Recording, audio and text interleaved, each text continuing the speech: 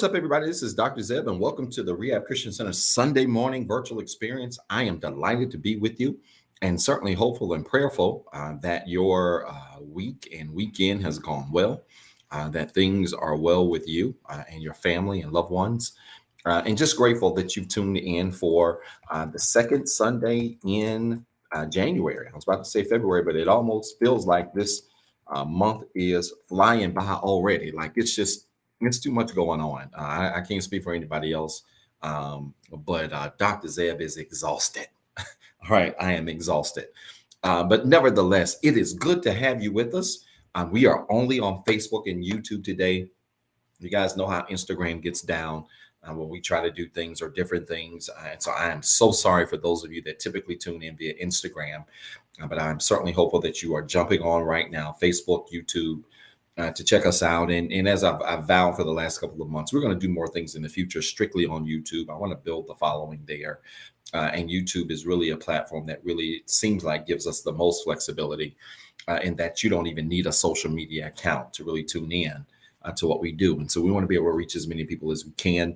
And that certainly allows us to do that. Nevertheless, tune in. Do me a favor. Start liking this video, sharing this video, start subscribing to our channels.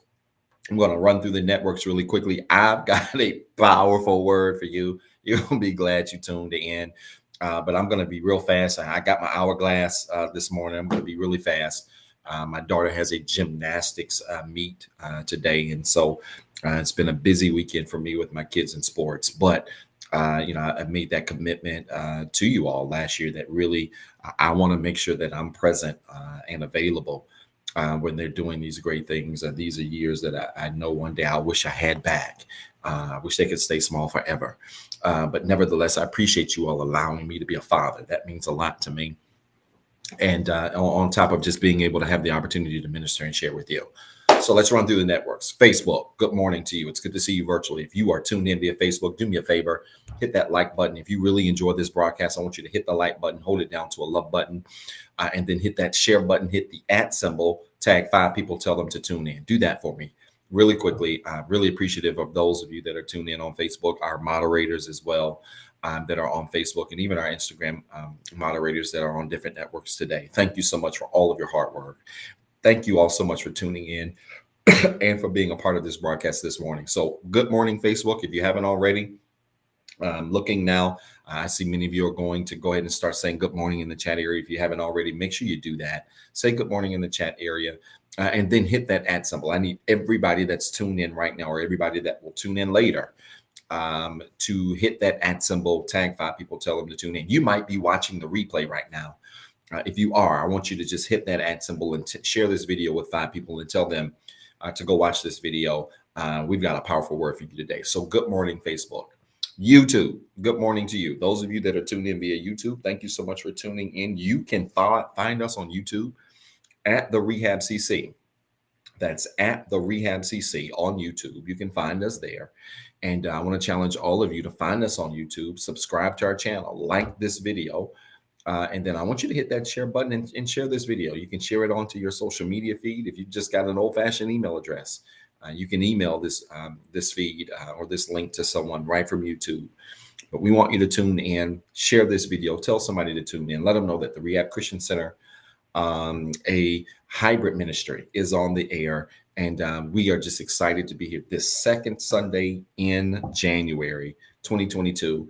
Y'all ain't gonna believe it, but we're gonna look up. It's gonna be February before you know it. This year is certainly gonna fly by, just as most years do.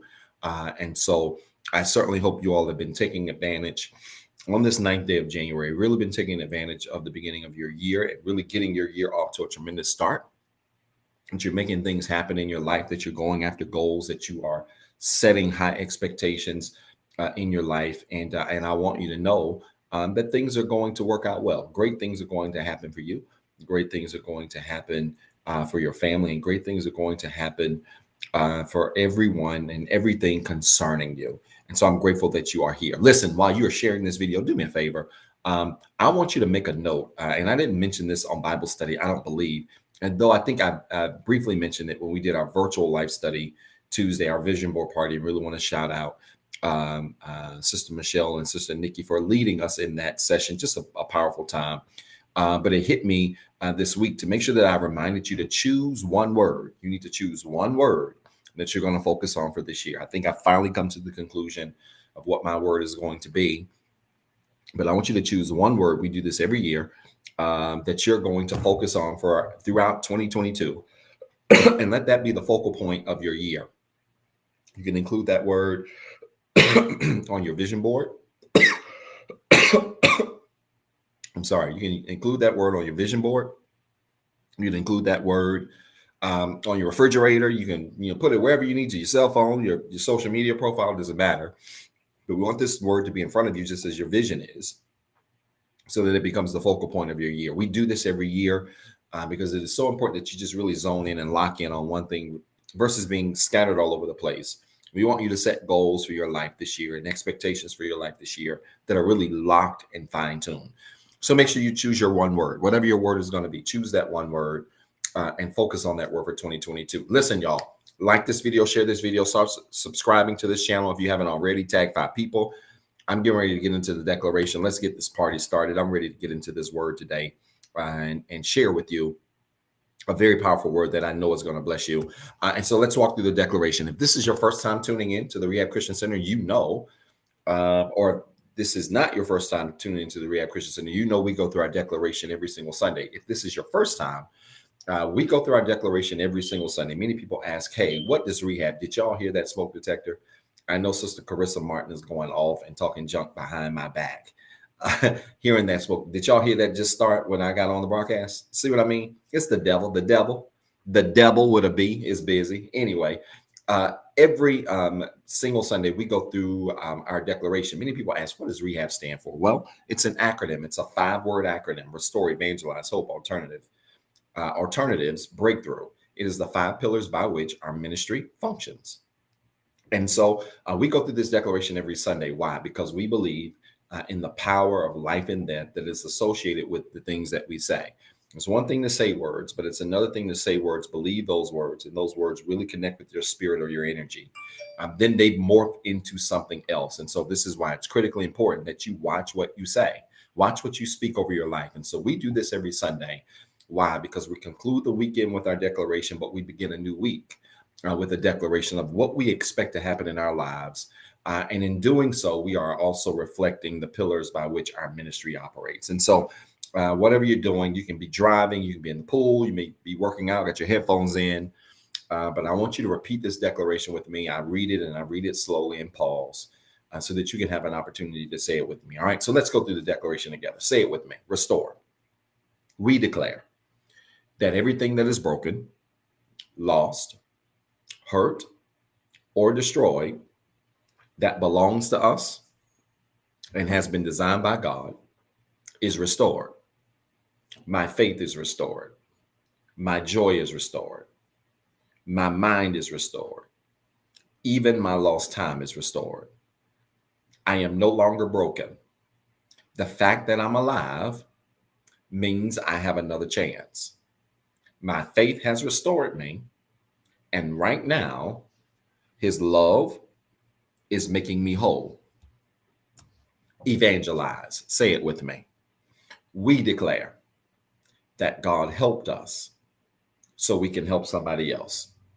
He loved me when I was unlovable. He changed me when I was a mess. His love lifted me when I was down. I'm not perfect, but I'm free. And anything that came for me can't keep me. Because I'm free, my circle is next. My family is saved. My friends are blessed. My plans are successful. My goals are ahead of schedule. And anything connected to me is blessed, just like me. Hope. Say it with me. We declare that everything that is missing is not lost. In Jesus, I have hope. And this hope makes me confident. It doesn't matter what happens to me or around me. I'm going to win. My relationships are winning. My goals are winning. My family is winning. My neighbor is winning. This city will win, and my role has the victory. My past is defeated, and my future is brighter today than it was yesterday. Alternatives. Say it with me. We declare that God made us different. I'm a royal child, the light of the world, and the hope of my city. I respect the past, but I don't look like what I've been through. I love the church, and my life is balanced. I love coming to church, but I like flights, boats, and vacations. My whole life is blessed.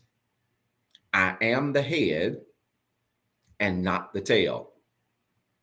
I am above and not beneath. I am a lender, not a borrower. And every place I go belongs to me. Breakthrough. Say it with me. We declare that God has a breakthrough with our name on it. I have some challenges, but I am not defeated. No weapon formed against me can prosper. And I know that all things are working for my good. Things are not breaking down. They are about to break through. There is a breakthrough in my career. There is a breakthrough in my home. There is a breakthrough in my health. There is a breakthrough in my finances. I am here on purpose, for a purpose, and everything that went wrong is getting ready to turn around. Did you make that declaration with me this morning? Do me a favor. If you made that declaration with me this morning, we switched up the game last week. For the first Sunday of the year, we switched up the game last week, and I want to introduce it to those of you. If this is your first Sunday broadcast with us this year, if you made that declaration with us, I want you to type in the comments right now, it's going to get better. Do me that favor. Type it now. It's going to get better. It's going to get better. It's going to get better. You are making this declaration over every area of your life, and especially those areas of your life that are not quite where you want them to be, that are not quite up to par the way you want them to be. Maybe it's your health, your finances, your career, your relationships, your children, whatever, your business, doesn't matter. I'm here to tell you, in 2022, it's going to get better. In fact, it's going to get a whole lot better. I want you to type it in the comments right now. It's going to get better. It's going to get better. It's going to get better. Come on, quickly. Tag somebody. If you have not invited somebody to church this morning, I want you to tag somebody. Put their name, hit that @ symbol, tag them, and then put right there, it's going to get better. They're going to see it, tune in, and they're going to get the word that they're looking for, that they need to really do well this week. Type it in the comments now. It's going to get better. It's going to get better.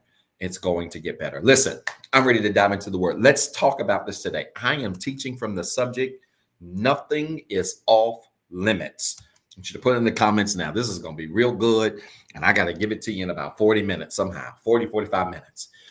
Nothing is off limits. Type it in the comments right now. Get ready to make some notes, take some notes, tag some people, tell them to tune in. You're going to be the smartest person at the water cooler tomorrow. And I'm so excited about what's going to happen through this word here. Nothing is off limits is what we're dealing with today. And just grateful that you've tuned in. Now, I'm going to backtrack. I'm going to get to the text. We're going to be coming from St. Mark chapter 9, verse 19 through 24 in the New Living Translation. That's St. Mark chapter 9, verse 19 through 24 in the New Living Translation is where we're going to be. And I'll be coming from that space, and we're going to go back to that. I'm going to give you some introductory things, and then we're going to go back to the text and walk through most of these verses and try our best to get through them over the next 40 minutes this morning. Now, nothing is off limits. Pastor, what are you talking about? Why are you talking about limits today. And what exactly are you getting at? Let me help you. It's the very first thing I want you to record right now. The power to manifest in your life starts with what and how you think. This is going to be good, man. The power to manifest in your life starts with what and how you think. The power to manifest, to see things happen in your life, to see things move in your life at your command. The power to manifest in your life starts with what and how you think. Okay? Starts with what and how you think. Here's the reality. We have the power to bring into existence in our lives anything that we think and believe. This is why you have to guard your thoughts. This is why you have to guard your words. You have to guard the things that you believe. You have to watch the things that you believe. You have to watch the things that you latch on to. I get on my kids all the time about the things even they watch on TV. I'm not extreme about it. I allow them to enjoy some television freedom.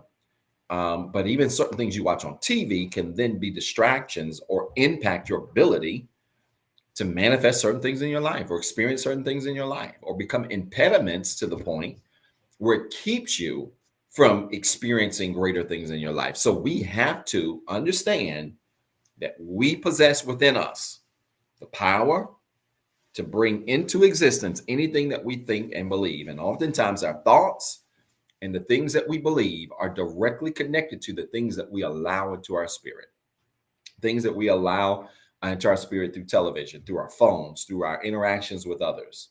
So we've got to be very careful to guard ourselves and guard our lives almost as a gateway to the future, right? And making sure that we're very careful with that. But I want to say this, and I mean this. Here's the second thing I want you to record. Y'all going to be real smart tomorrow. I want you to record this right now. And I mean this. If you can think it and your faith can grab it, you can put it in motion. I want you to record that now. If you can think it and your faith can grab it, I don't care what the it is. Going back to school, body healed, new relationships, fixed relationships, whatever. If you can think it and your faith, if you can think it and your faith can grab it, you can put it in motion. If you can think it and your faith can grab it, you can put it in motion. It's that simple. And so again, for this reason, we have to watch our thoughts. Now, the key in that statement, of course, is thinking. Of course, it can be put in motion, but the real big key is faith. And you may have seen on the text, pastor's going to talk about this missing ingredient to be able to make your life better. The missing ingredient is faith. Faith. The Bible tells us that without faith, it is impossible to please God. The just lives by their faith. They don't live by the things that they see. They don't live according to the things that are thrown at them. But a just person, according to the Bible, lives by his or her faith. In other words, he or she allows faith to guide them, allows faith to order their steps. And so you can't even believe God. You can't believe what God's going to do for you. You can't believe in God in general without having a layer of faith. You have to have a level of faith to even simply believe God. I mean, let's face it. How are you going to believe in somebody you never seen, you can't touch, you can't smell, you can't hug, that can save your life, that can heal your body, that can do all these things for you? It takes faith to believe in a God you can't see, right? So the fundamental principle of Christianity and having a spiritual walk from a Christianity standpoint, the fundamental principle that holds that together is faith. Faith is the glue that makes spirituality work, that makes Christianity work. It's faith, right? So you've got to have faith. And I'm here to tell you, when your faith really grabs what you think, okay, when your faith really grabs what you believe, then something else is going to change. Your conversation is going to change. Your outlook is going to change. Your perspective is going to change. I got an even better one for you. When your faith really grabs hold to the things that you believe, I'll tell you something else, your circle changes. Because reality is, there are things that you may be believing God for in your life that require a great level of faith, and you cannot be surrounded by people who can only see you one way, cannot see the future version of you, who cannot see the greater future version of you, right? And so we've got to be careful and know that Faith is so critical that once faith grabs anything you believe, it absolutely has to happen. But it's going to change some things. It's going to change your conversations. It's going to change what you talk about. You're not going to walk around talking a whole bunch of I can't do this and why did this happen to me and I'll never be better than this and I'll never be able to have this and I want this but I can't have it, or I want that but I shouldn't go at. No. When faith really locks into your spirit, for real, when faith really locks into your spirit for real, it absolutely changes everything about you, including your conversation, including your perspective and how you see your life, how you see the things that are heading towards your life. All right. And so this is so important. Again, you have to say it. When your faith changes, your conversation changes. When your conversation changes, you will find yourself saying things over your life and continuing to say them until you believe it. And I even tell my coaching clients this because I talk a lot about faith with my business coaching clients, obviously my spiritual coaching clients that I deal with, but certainly my business coaching clients, I talk a lot about faith. The reality is a lot of times you can see potential in people, but if people can't see it in themselves, it don't matter what you say, right? And so then that becomes a faith issue with that person. You can believe a person has the ability to go back to school and get a degree, or they have the ability to start a business and run the business. But if that person does not believe it themselves, then they are missing something. They're missing faith. And so I tell people a lot of times, one way, the easy way, practical way to build up your faith. And I want to say this to you. Doesn't matter what you're believing for. Anything from career to relationship to just somebody buying you some coffee. Okay, what you believe in God for. One easy way to build up your faith, if you're low on faith, and I don't want you to ever forget this exercise, is say what you want and keep saying it until you believe it. I'm going to say it again. Say what you want and keep saying it until you believe it. It's a powerful trick. Try it sometimes. Say what you want. Say it out loud. And you may say, hey, I want to go back to school. And then when you say it, you start thinking about things. Oh, I'm too old. I got too many kids. I've been having in school in years. I didn't do school last time. I didn't do good in school the last time I was in school. You may start get all of these limiting beliefs may start to come into your spirit, but then you have to keep saying, but no, I'm going back to school. I'm going to get my degree. I'm going to finish school. I'm going to finish school so I can start my business. I'm going to finish school and I know I'm going to do well. I'm going to finish school and I'm going to do better this time than I did the last. You got to keep saying it. And I'm telling you, that's an easy way to build your faith. If you don't believe, sometimes you have to say it and then you continue to say it until you see it. And eventually you're going to see it in your life. Eventually you're going to say it. You're going to continue to say it until you get to the point where you really believe it. And when you really believe it, you have no choice but to see it. It is impossible for you to say things in faith without doubt, not wavering, and not expect those things to happen in your life. Because if that's the case, the Bible would be a whole lie. Are y'all listening to the old man? The Bible would be a whole lie. So we know that ain't the case. Anything that you believe, ask for, think of, and really believe, and ask in faith without wavering, it's got to happen for you. All right. And so faith is really the key, and faith is really what's going to lock where we are in St. Matthew chapter 9, verse 19 through 24. Faith is really going to lock in what we're going to talk about here. All right. So again, when our faith shifts, it should impact our conversation. Another thing that it should impact, obviously, is the way we think. Now, I want you to record this. I think this is the third or fourth bullet point I've asked you to record. I want you to record this. When your faith is locked, your thinking should change. Record it. When your faith is locked, your thinking should change. Okay? When your faith is locked, your thinking should change.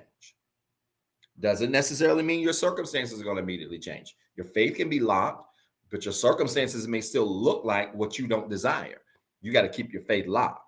If you keep your faith locked, then eventually your thoughts are going to change. And when your thoughts catch on to your faith, then your situation, your environment, your atmosphere, those things have to align up with your faith and your thinking.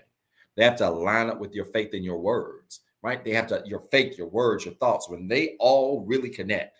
When your faith, your words, that's good. That ain't in my notes. When your faith, your words, and your thoughts are all on the same page and they connect, that's when you start to see things happen in your life. You start to see things manifest in your life. You start to see things that you dreamed about, things that you had visions about, things that you thought you weren't even qualified to receive or accomplish. When your faith and your thoughts and your words get lockstep on the same page, you start seeing things happen, right? And so I want you to lock those things. This is critically important because, again, as your faith changes, your thinking should change, right? I think I talked about this maybe year before last. I did a sermon where I talked about something called stinking thinking, and thought about this, as I was preparing this because it's still true. This is where stinking thinking comes from. When you say you want this, right? You say you want this to happen in your life. You say you want this to happen for your career, your relationship, whatever. But then your thoughts start telling you things like, no, you can't have that. Or you too old to have that. Or, you can never be with that person. You can never go do this. These thoughts keep telling you this stuff. And it creates stinking thinking. And I'm telling you, stinking thinking is any kind of thinking that is filled with doubt. Anytime doubt comes into the picture, it corrodes the way we think. I want you to remember that. Anytime doubt enters the picture, it corrodes the way we think. It corrodes the way we think. Record that. When doubt enters the picture, it corrodes the way we think, right? And so you got to be very careful here with this, right? And it doesn't take a lot of doubt, y'all. That's why the Bible says, ask in faith, nothing wavering. God wants 100% faith because 99% faith is not faith. I want to say this again. This is good right here. 99% faith is not faith because 1% of doubt is enough to eliminate the 99. Are y'all listening to me? I want to say it again. 1% of faith or doubt, 1% of doubt is enough to eliminate 99% faith because 99% faith ain't faith. Faith always operates at 100%. Now, I was with my parents and my family, and we were at my mom and dad's over the Christmas break, and my brother kept saying 99 and a half won't do, and we were just dying laughing. And that song is a song that we used, kids used to sing back in the day. Well, actually, grown-ups used to sing this song too back in the day. 99, Lord, I'm running trying to make 100, 99 and a half won't do. And we were dying laughing because Chris kept saying 99 and a half won't do. But when in the context of faith, this is very true. If your faith is at 99%, you don't have faith. Faith is 100% or zero. Faith is 100% or zero. Faith is all or nothing. Faith is I'm all in or I'm all out. Faith is not, well, I got one foot in, I believe it can happen, but then I'm going to hold this other foot out here. I ain't quite sure I'm qualified to go back to school. So I'm going to just ride the middle and see what happens. That ain't faith. Just ride in the middle. You wasting time. Everybody's time, including yours. So that's not faith. Faith is 100% or it's nothing at all. And so anytime doubt then enters the equation, when doubt shows up, doubt reveals the lack of faith inside of you. Gosh, this is so good, man. This is solid teaching. I want to say it again. I want you to record this. You're going to be the smartest person at the water cooler this week. When doubt shows up, it reveals the lack of faith inside of you. Are you listening to the old man? When doubt shows up, it reveals the lack of faith inside of you, right? And so anytime we are saying we are operating in faith, or take that back. Anytime we say, yeah, we believe this is going to happen over our life. We believe God's going to do this. We believe we're going to be able to accomplish this. We believe we're going to be able to manifest this into our lives, be able to do these things. Anytime you say you believe you're going to be able to do anything, but then the seed of doubt enters your mind. I would start a business. I don't have enough money. That seed of doubt is really a reflection that the faith that you thought you had inside of you is really not 100%. Now, it doesn't mean you don't have some faith. You may have a little bit of belief. Let me take that back. It doesn't mean you don't have some belief, right? You may have some belief inside of you that this can work, but you can't say you got faith. Belief, you can have belief and be on the fence. That's the one thing you can be on the fence with. Faith, you can't. Faith is 100% or nothing. Belief, you can believe something, but have a little bit of doubt, and that's okay because you just believe it. But faith is 100% belief. Gosh, that's so good. I want you to record that now. Don't y'all. I'm dropping nuggets on y'all today, and half this stuff ain't even in my notes. Faith is 100% belief. When you are operating in faith, you are operating in 100% belief. That's it. And so when you look at it that way, you're going through life and you're expecting things to happen for you, but doubt is in the equation. It is proof that faith isn't there. Your faith is in trouble because doubt, like oil and water, doubt and faith cannot collide, cannot reside with one another. They can't function in the same space. You can't say you believe in over here, but you're doubting over here. You can't say you believe in for this, but on the same street, you're doubting about this. No, doubt and faith operate in the same space. Or doubt and faith cannot operate, rather, in the same space. They will never be able to merge. And so again, I think for the fourth or fifth time, because I really want to drive this point home before we get into these verses. When we talk about doubt, anytime doubt shows up, faith can't be present. Okay? Anytime doubt shows up, faith cannot be present. Look at this. Look at this.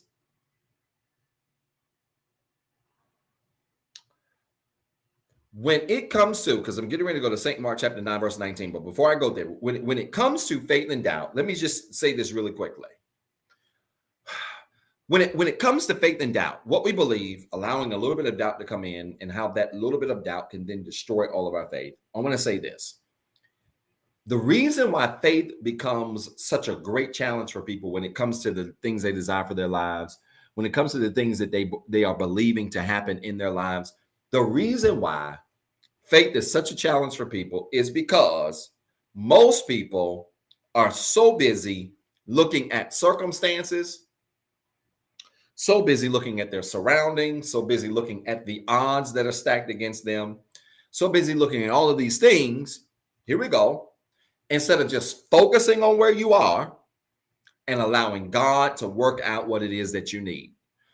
Anytime you say you believe in God, and let me just give a really easy, simple example. If you're believing God to start a business, because this is something that many of you have done before. If you believe in God to start a business and you don't have any startup capital, they want $10,000 and all you got is $6,000.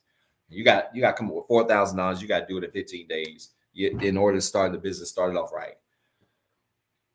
When it comes to that, the worst thing you can do is say, oh, well, I believe God's going to give me the $4,000 to be able to have my startup capital. Make that statement. And then from every moment after that, until it happens or that 15-day period is over, every day you work. When the $4,000 going to come? I wonder if God forgot me. I wonder if he's going to make it happen. I wonder if he left me down here. He said he wasn't going to leave me. He said I didn't come too far. I didn't came too far to turn around. I mean, you start saying all this.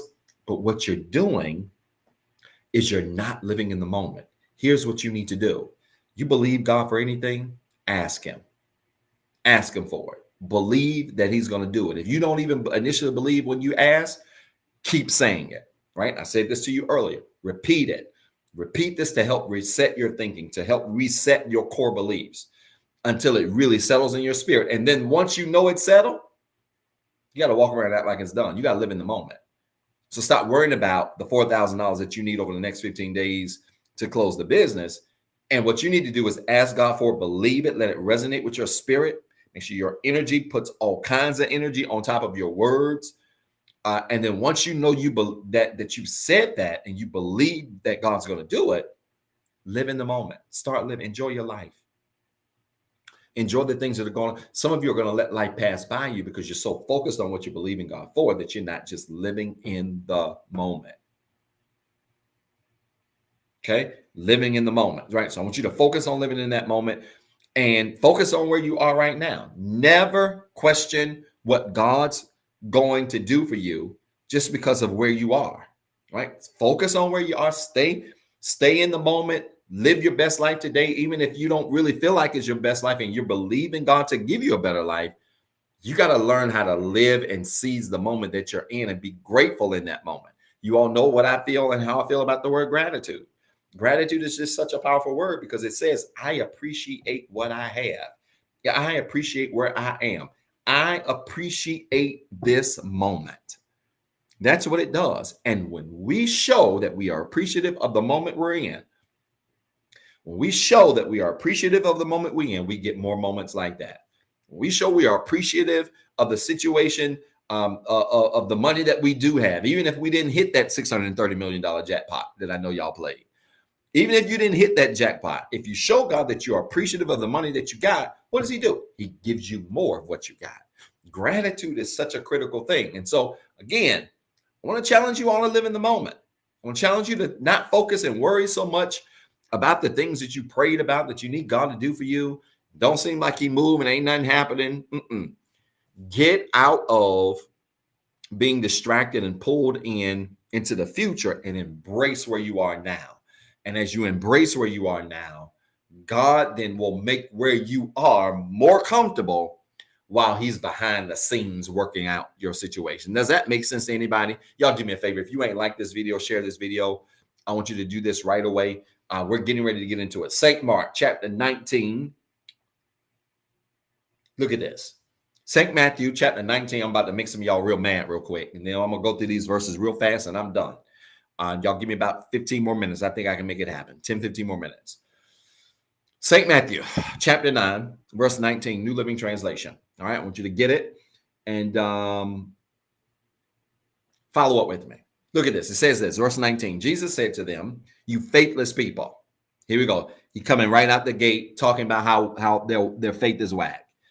Jesus said unto them, you faithless people, how long must I be with you? How long must I put up with you? Bring the boy to me. Now, here's the context of St. Mark chapter 19 through 24. There was a man, a little boy, that had a demon in him.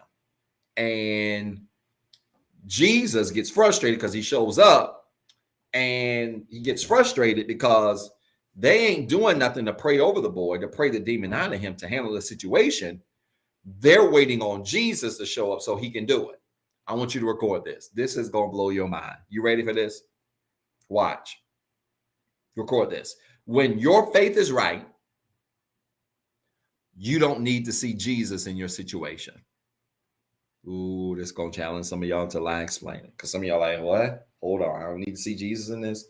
Let me make it make sense. When your faith is right, you don't even need to see Jesus in your situation. It's not necessary. When your faith is right, you won't even have to see God. Notice, Jesus said to them in verse 19, how long I got to be with y'all for y'all to believe? How long I got to put up with y'all before y'all have faith? Why do I have to show up in order for y'all to have faith? Look at this. You don't need to see him, y'all, when you know he's inside of you.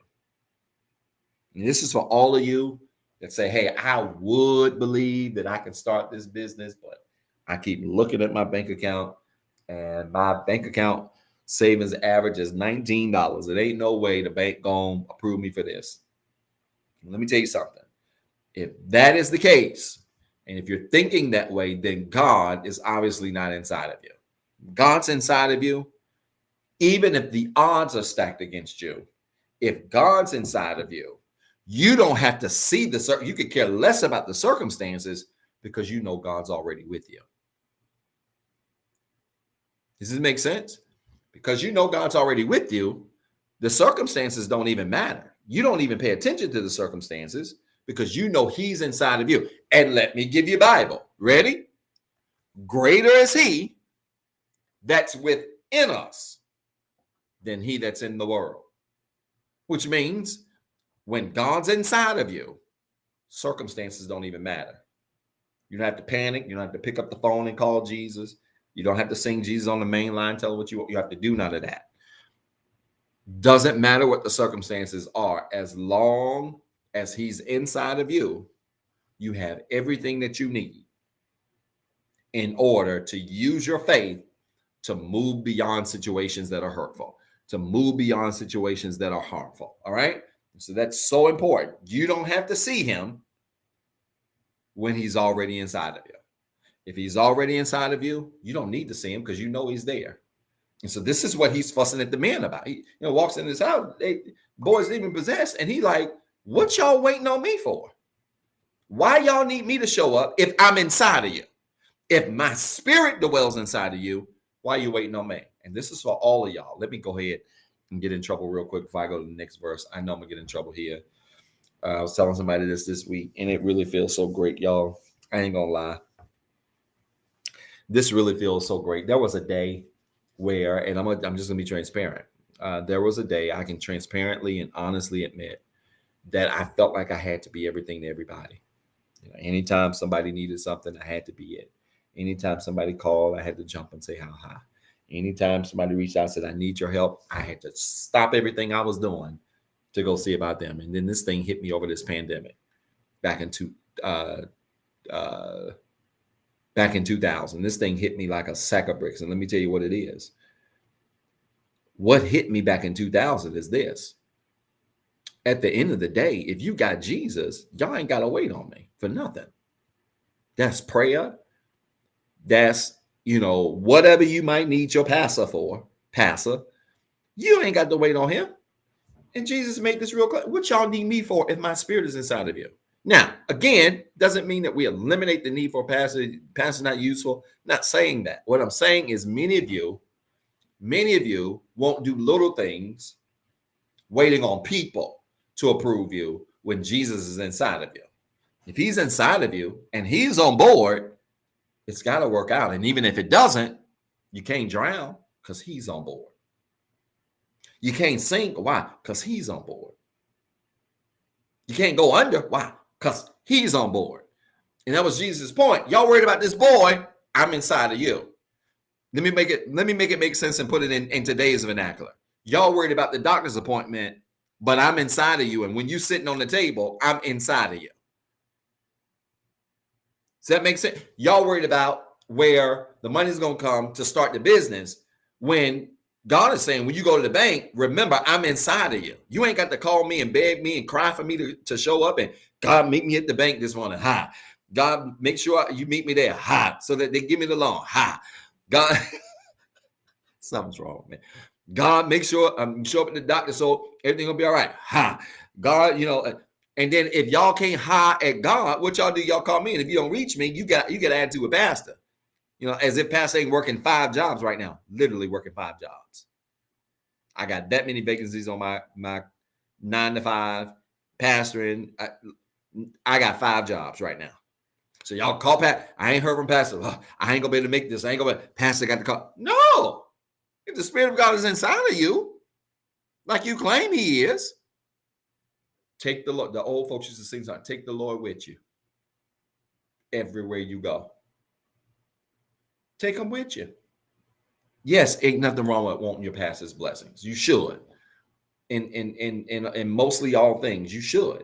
Not necessarily all things, but in most things, you should want your pastor's blessing on things. But listen, y'all, some of y'all ain't moved because you ain't talked to pastor.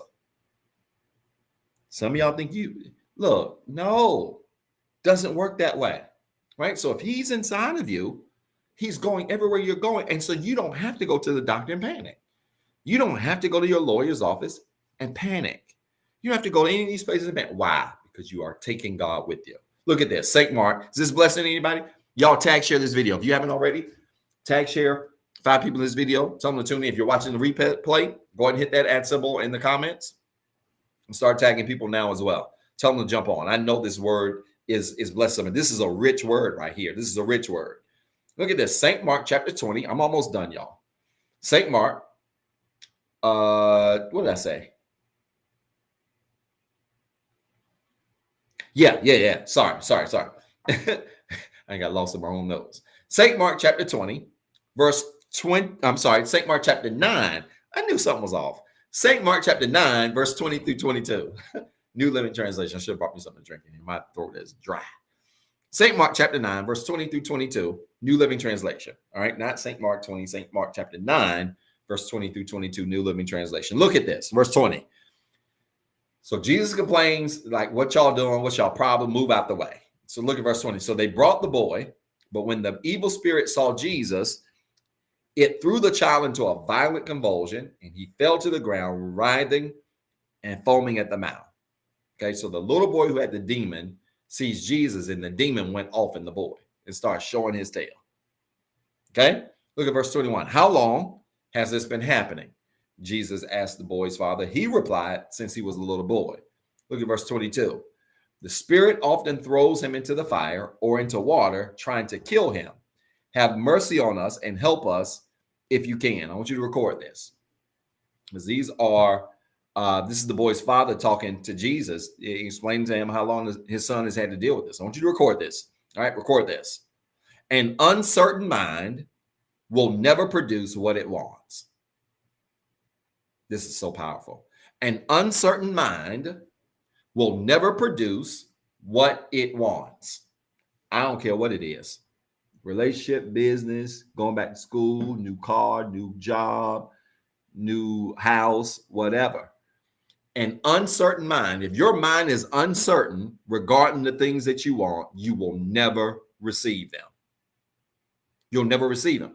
God cannot bless an uncertain mind. The Bible says a double-minded man is unstable in all his ways. Let not that man or woman expect to receive nothing. Can't receive anything from God if you're unstable in your thinking, if you're double-minded in your thinking, right? And so it's clear that on the one hand, this father was great to see Jesus. He was glad to see Jesus. Jesus shows up. The child starts foaming at the mouth because the demons react. Demons tremble.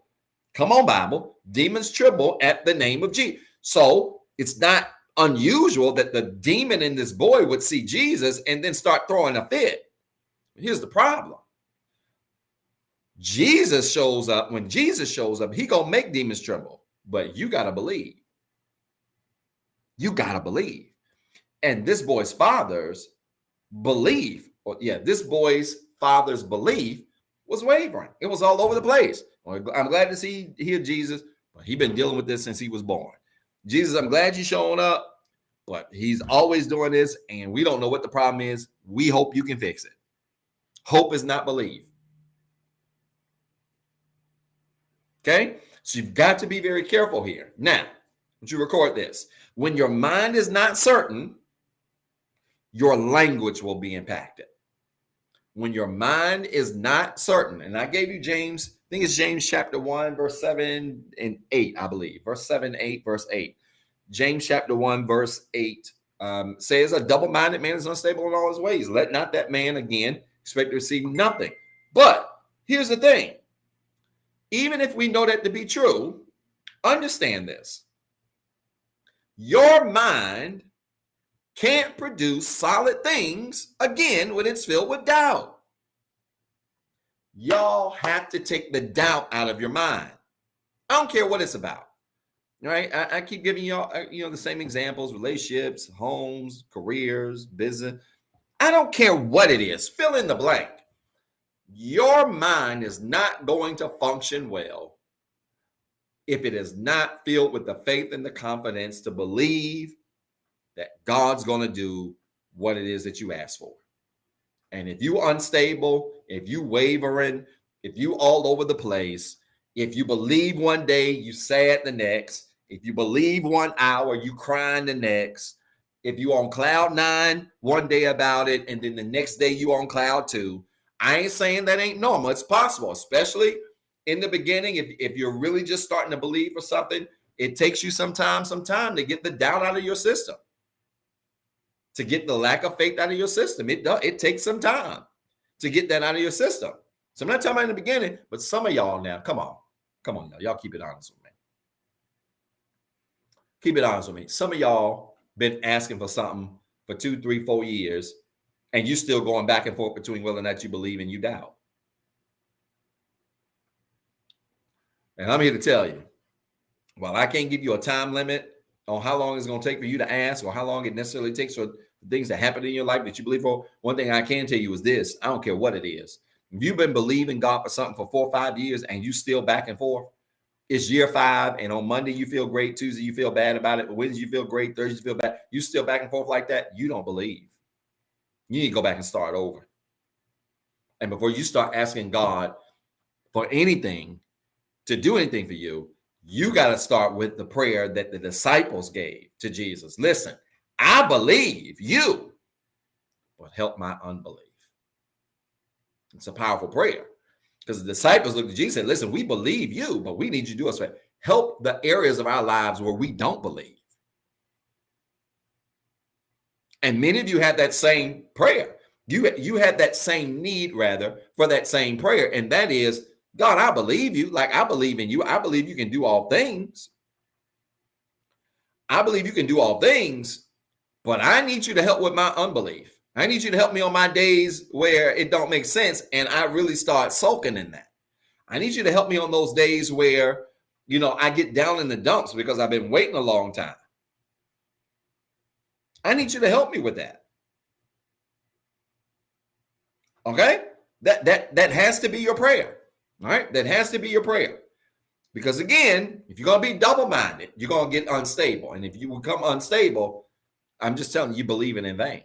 If you're going to be unstable about what it is that you believe, you're wasting time. You're not going to see momentum towards those things that your heart desires until you create a consistent track record of faith, a consistent track record of belief without doubt. When you do that, watch. I'm here to tell you, I'm a living witness. I'm here to tell you, sure as I'm born. You begin to trust God consistently and have a consistent track record of not going back and forth, you will start to see manifestations of your things that you're waiting for come to pass. You will. But you got to stop wavering, going back and forth. All right, look at this. Last verse, I'm done. I'm doing great on time. I can't believe it. St. Mark chapter 9, verse 23, New Living Translation. Y'all share this video. If you haven't already, tag some 5 people, share this video. We got about 8 or 9 more minutes in the word. We're going to pray, sow a seed today. And then I'm going to hit this road and get to this gymnastics competition. All right. St. Mark chapter 9, verse 23, New Living Translation. Look at this. What do you mean? Jesus says, if I can. Anything is possible if a person believes. I want to give it to you again. What do you mean if I can? Jesus asked. Because remember, the Father says, listen, Jesus, can you heal my son if you can do it? Again, the if was proof that his faith had some doubt in it. Because when you know, it ain't gonna be, Jesus, can you do this for me if you can?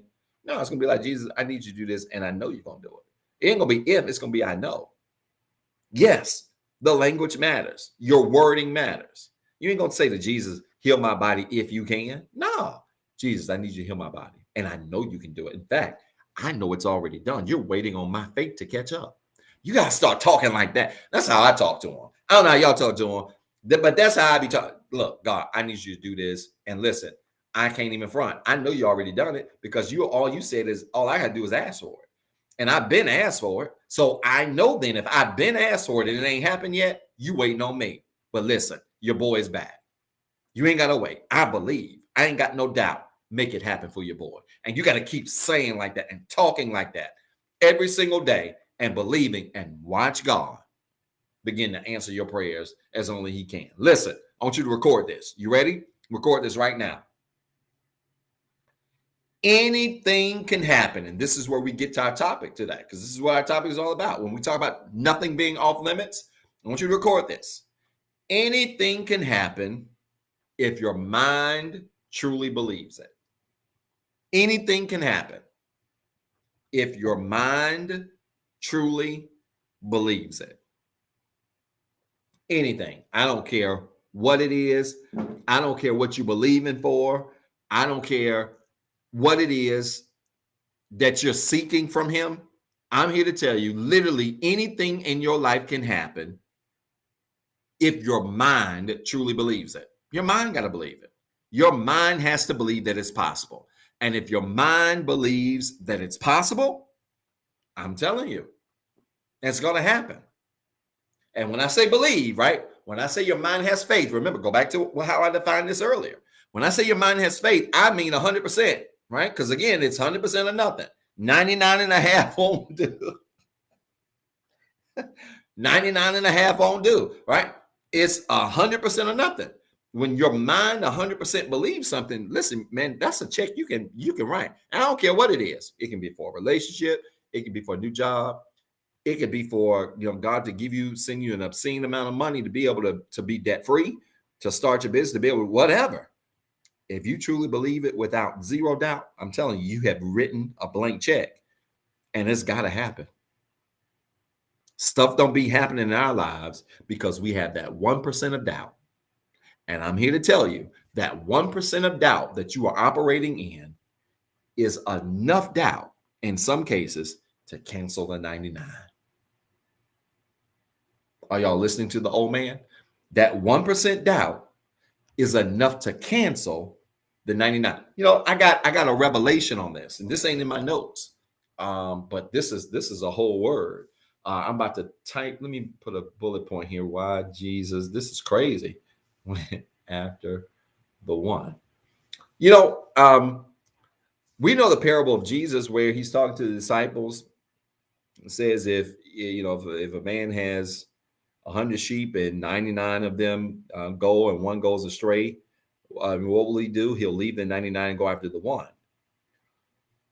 And we taught that parable, and we've read and understood that parable to mean, and it does mean this, to mean that if even in leadership, if you're leading people and you got 100 people and 99 are great, but one strays off, leave the 99. Let the 99 continue to grow and go try to save that one, right? Save that one so you can reunite that one with the 99 and keep them together. That's great. I want you to look at that parable, though, in the context of faith. Look at that parable in the context of faith. Because let me tell you something. If you look at that context, if you look at that parable, that is a great leadership parable, by the way. If you look at that leadership parable in the context of faith, then think about it this way.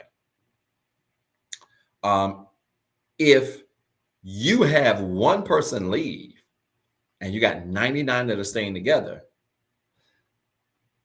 another reason why you want to go after that one is because if you do not go after that one and try to salvage that one and put some effort into salvaging that one can ruin the 99.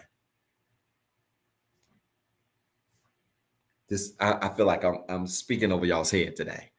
Did you hear what I said? That one can ruin the 99 if you're not careful. If you're not careful. And so, anytime, and I think this is probably a really good way to look at it. Anytime somebody say like quits a job, if you worked on a team at work and there's a team of 5 of you that work on projects and one person quits that team and quits the company, so they're no longer on the team, and now it's a team of 4. It was a team of 5, but now it's a team of 4 because you've lost one. The supervisor or the manager of that group has a great task in that, one, they got to replace the person that left, but then the other thing they got to fight to do is keep the other 4 together. Because sometimes when one leaves, it impacts the other 99. And our faith works the same way. I believe that parable not only deals with that, going after the one to salvage the one, I think it also is a reminder that just like with faith and doubt, if you don't fix the doubt will ruin the faith. If you don't fix the doubt, which is the one, that doubt, which is the one, will ruin the faith, which is the 99. Is that making sense to anybody? That's a whole revelation. So I really believe we can see faith in that parable, that leadership parable. And again, it is a reminder. It is a reminder that literally anything can happen when you truly believe it. And when I say truly believe it, I mean it. I mean with no doubt. One and left the. I mean believing it with no doubt. I mean believing it without an ounce of doubt. When you truly believe anything, it has to happen for you. Why? Because when you believe, your actions, your words, your behaviors, your conversations, your connection, those things are going to follow. Those things are going to align with what you believe. When you truly believe, all of those things are going to come together. Your actions, your words, your behaviors, your thoughts, your perspectives, your conversation, your connections, your movements, your plans, those things are all going to freshly line up with what it is that you believe. Okay? So that's so critically important. Okay? All things are possible to them that believe, but then there's a flip side to that. And that is, all things are possible to them that believe, but nothing is possible until you change how you think. I need y'all to write this. This is the last note I'm going to give you. I'm done because I'm a little over. All things are possible if you believe, but nothing is possible until you change how you think. Isn't that something? All things are possible if you believe, But nothing is possible until you change how you think. When you change how you think, that impacts what you believe, and that in turn impacts what you receive. But baby, you can claim you believe all you want to, but if you believe but in your thinking you got an ounce of doubt, it can absolutely destroy what you claim you believing for. And so here's the point. In this year, I need you this year to operate in this space where you believe nothing is off limits in your life. Nothing. And if you are walking around here, listen to the sound of my voice, you're walking around here this year saying you want these great things to happen in your life, saying you want these great things to pop off for you, but you're at a place where you have doubt or you're questioning yourself. I really want this, but can it really happen? Or what about this? Or what if this happens? Or what? All you're doing when you do that is delaying the potential for you to receive what it is that you desire. That's all you're doing. You're delaying it. God could have been done it. All right. You can't say on the one hand it's already done, but then be wondering why he ain't done it. No, he could have been done it.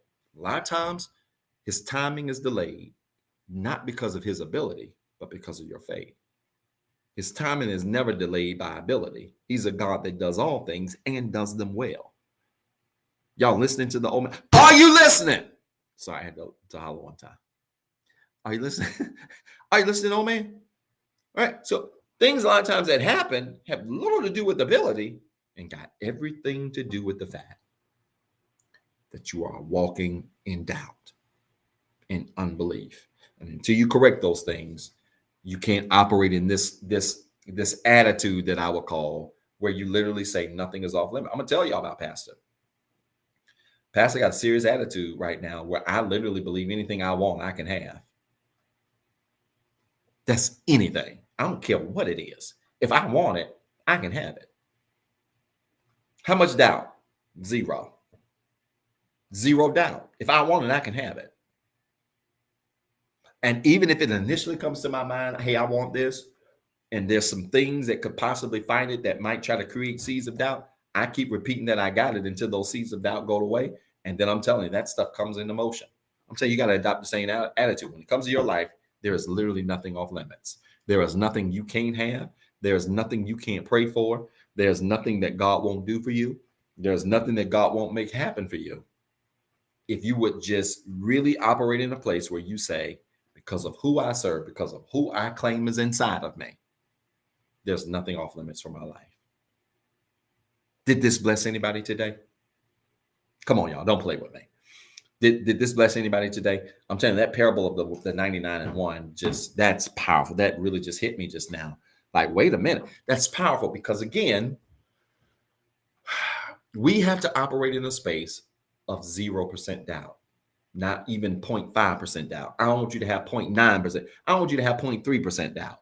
You got to have 0% doubt. You have to operate in a space where there is zero doubt in your mind concerning anything, concerning your life that you desire for your life. Listen, y'all, I want to pray for you. I know this word was as powerful of a blessing to you as it was to me. Again, I need you to walk this year with a real kind of cocky attitude.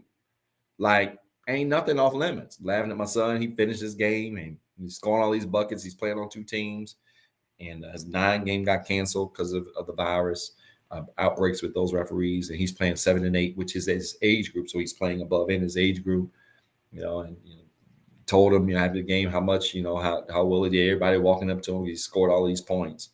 He was definitely probably the highest scorer. He was definitely the highest scorer on the floor today. And, he's doing all this stuff. And I'm laughing at him because, number one, my old coach, Tony Jones, he's probably not tuned in. I shared the video with him. He replied, said, Z, you never had that confidence at his age. And I didn't. When I was his age, I didn't have that kind of confidence. It took me a while. In fact, my confidence didn't start to grow until I got to Radford. And that's a different conversation for a different day.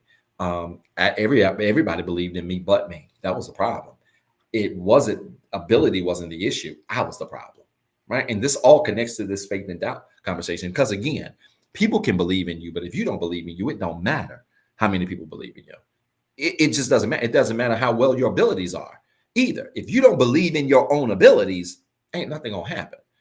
So Coach Jones, says, yeah, your son got way more confidence at his age than I had, because I didn't. I had the ability, but I didn't have the confidence. And for walking around, made him a little TikTok. He wanted a Drake song, because he's like, Daddy, couldn't nobody stop me. Like, he just all on this.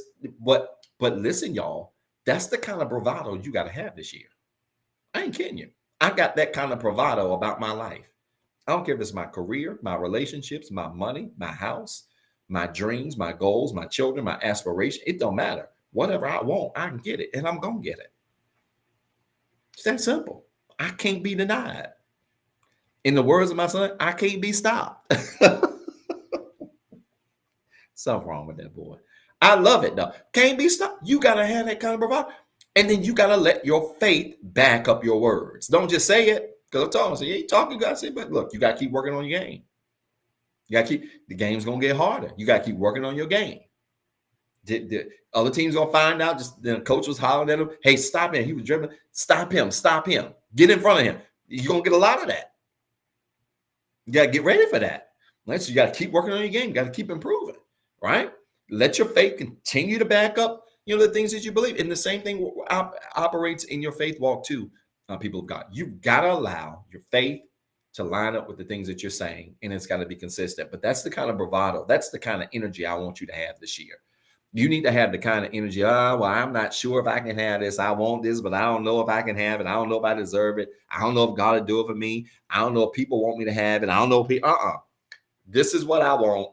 I know I can get it. I know it's already happened. And the only reason it ain't happened yet is because God waiting on me to just have 100% faith and not 99. So I'm fixing it. And any day now, I will be able to see the physical manifestation of what I want. I be saying stuff like that to myself every day. And you got to do the same thing. All right, let's pray, y'all. You got prayer requests? I want you to type it in the comments right now. I want you to know I'm ready to get back on this working out and get ready for these trips. I'm so excited about just trip time again. Lord knows this is started off to be somewhat of a ghetto year. And I say that when I post that, but I just really mean in the context of just busy. So many busy things going on, just really keeping me busy right now. Yeah, be up in the morning, 4:45, up before I work out, praying over your prayer requests. Excuse me. Woo. See what I mean? Pastor need a vacation. Praying over your prayer requests, praying over the things concerning your life, your family, your situations, anything that you need prayer for. And we want you to know that we are praying for you. You can type it in the comments right now. If you don't want to type in your prayer request, you can email your prayer request to info@rehabcc.org. That's info@rehabcc.org, and put it in the subject line prayer request. And we will get that prayer request and we will respond to that prayer request and let you know that we received it. And we will certainly be praying for you this week, that God would continue to strengthen you and that he would continue to make ways in your life as only he can. Again, that's info@rehabcc.org. Put in the subject line prayer request. All right. Put in the subject line prayer request. I want you all to know that I'm praying for you. I'm praying for your illnesses, your sicknesses. I'm praying for your financial situation, your careers, your businesses, your families, your relationships, everything concerning this virus, without a doubt. Those of you that have been impacted, I don't think there's anybody that I know that doesn't know somebody who has the virus. Everybody got it. And so you all just be very careful. Pray for my family. It has certainly impacted my family over the last couple of days. I'm going to be prayerful over my family as well, that God will continue to strengthen and touch everyone in a special way. All right, y'all, connect your hands like this. It's a sign, a symbol of faith. I want you to touch and agree with me. We're going to certainly believe that God's going to answer our prayers on this morning. Let's pray. Father, in Jesus' name, I thank you today for your word. Thank you for this time of gathering you've given us. I pray that something was said or done that has challenged somebody to want to live for you, serve you, do the will and work of your kingdom in a special way. God, help us to realize that nothing is off limits in our lives, concerning our plans, concerning the desires that we have for our lives, that we don't have to operate in a wavering faith, but we can operate in a strong, sturdy faith, knowing that you're going to do everything that we 100% believe you for, and that you're not only able to do it, but you're able to do it sooner than we ever could imagine. And so right now, in that vein, we lift up to you in 100% faith every prayer request that's been typed in these comments, every prayer request that's been emailed to our inbox, every prayer request of your people, that you would answer the prayers of your people as only you can, that you would make ways, open doors, meet needs, and that you would truly grant heart's desires in a special way. I thank you in advance, God, for a week that is filled with miracles, that will be filled with overflow, new promises, new opportunities in the lives of your people as only you can. God, we thank you for these things. We count these things done. In Jesus' name, amen. Do me a favor. I want you to type in the comments right now. It is so. Quickly. Type in the comments right now. It is so. It is so. It is so. It is so. Literally, every time you say the word amen, you are simply saying it is so. The word amen translates as it is so. And literally, every time you say it is so, or amen, you are simply saying it is so. It is done. It is already in motion. It has already happened. And again, we talked about changing your language today. That's the kind of language you've got to operate in. You've got to move in that kind of language space because it gives the things that you pray for such a different level of vibrato when it comes to the things that you're trusting God for. Listen, y'all, if anybody wants to be saved, while you're typing in it is so, if anybody wants to be saved, if anybody wants to dedicate their life to Christ, if anybody wants to receive salvation today, I want to remind you, Romans 10:9 tells us that if we confess with our mouths, believe with our hearts that Jesus Christ is who he is and did what he did for us, we are saved. And so salvation is not about being perfect. Salvation is a matter of confession. It's about saying, listen, God, I ain't got all the answers. I don't do everything right. I don't always make the right decisions. In fact, I got some challenges right now. I got some things that I'm struggling with. But I recognize you're a God that's bigger than all of that. And I give them to you. And the way I give them to you is by giving my life to you. So if you are listening to this broadcast today, if you're watching this broadcast and you want to be saved, you want to dedicate your life to Christ, this is the time where if you're in the pool, I want you to get out the pool. If you're at brunch, I want you to put down the bacon. If you're laying down, I want you to sit up in the bed because you're going to repeat this prayer of faith with me. And as a result of repeating this prayer of faith, God is going to save you right where you are. Do me a favor. Repeat this prayer. If you want to be saved, repeat this prayer with me. Say it. I'm a sinner. I'm not perfect. I've made some mistakes. I have some flaws. And I even have some failures. But I do believe that Jesus Christ was born of a virgin. He lived on this earth just like I'm living. He suffered, bled, and died on the cross. And 3 days later, rose again for my sins. Because he lives, I can live, and I am saved. My friends, you prayed that prayer of faith with me. I want to clap my hands and welcome you to the royal family of Jesus Christ. You have made an incredible decision today in dedicating your life to Christ. And more than that, you have joined the largest family, literally, in the entire world. There is no larger family, blood or any other family, than the family of Jesus Christ. And so you've joined a very awesome family, and I'm excited you've done that. Now, if you prayed that prayer of faith, I want you to type in the comments right now, #salvation. Would you do that? #salvation. If you gave your life back to Christ, if you prayed that prayer of faith, just type in the comments, #salvation. And we ask you to do that, not to embarrass you, but that so that we can give you a virtual hand clap and let you know just how excited we are that you've made that decision over your life. Now, I need you to find your church home somewhere. It doesn't matter where. As long as it's a Bible-believing, Bible-teaching, preaching word that believes in empowering people's lives and that teaches the word in a way that you can digest it and understand it. Find that ministry. Go be a part of that ministry. Dedicate your time, talent, and treasure to that ministry. Because now that you're saved, it's important that you surround yourself. As I mentioned earlier on the broadcast, it is important that you surround yourself with other people. You need to be in an environment surrounded with people who are going to push you to the next level, who are going to push you in your spiritual growth and in any other areas of growth in your life. So I want you to find your ministry to be a part of that ministry that meets those stipulations and go be a part there. Maybe you're tuned in and you want to be a part of the Rehab Christian Center. We've had people join our ministry virtually since we've been in this format since 2000. And maybe you heard this message and it was taught in a way that was easy for you to digest. And you're like, look, I got to get more of this. I want to continue to hear more of this word. I want to continue to grow in this area of my life. I want you to simply type in the comments hashtag membership. We would love to welcome you as members of the Rehab Christian Center. We would love to do. We've got members all over the place in this country, and even viewers that tune in from around the world. And we want to challenge you today to be a part of this ministry. If you want to be a part of the Rehab Christian Center family, just type in the comments hashtag membership.